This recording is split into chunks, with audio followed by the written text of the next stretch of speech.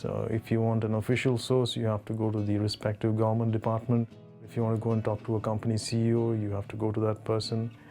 But if you're looking for somebody different who can give you a neutral voice, you generally go for somebody in the academia who knows the subject well, who's researched the subject.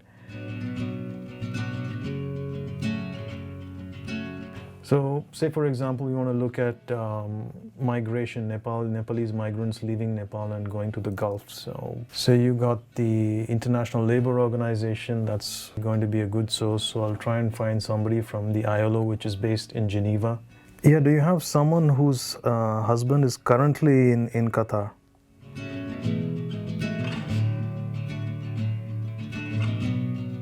Well, first and foremost, we try to talk to the person in person. So we try to go there and meet them and talk to them face to face.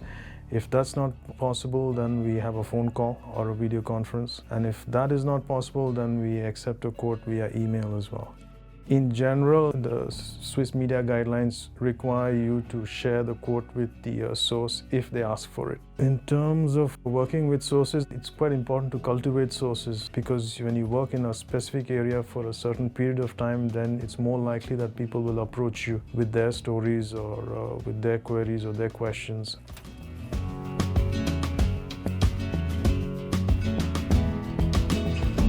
Well, generally we try to avoid using the same people over and over again. So then you go and see what are the different universities, what departments do they have, and who are the best people to speak to in this department. Sometimes you contact the communication offices of these universities, and they help us identify the best person in the university to talk to.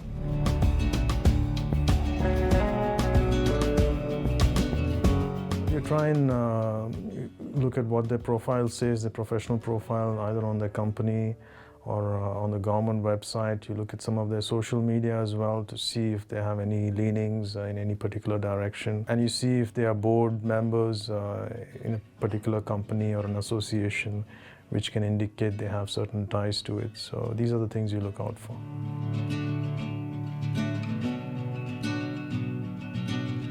Sometimes we try and include those links, but if we include links for every source that we've used or every resource we've used, the story would be full of links. So what we do is we cite the source from where we've got it, for example, the National Statistical Office.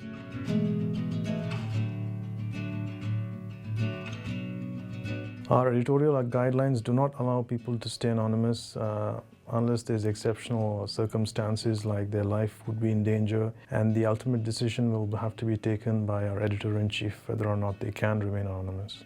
Yeah, first we have to say that the source wanted to be anonymous, and then you also have to give a reason why they wanted to be anonymous, so that we are transparent to readers about why it was important to have this source in the story even though their identity is not being revealed.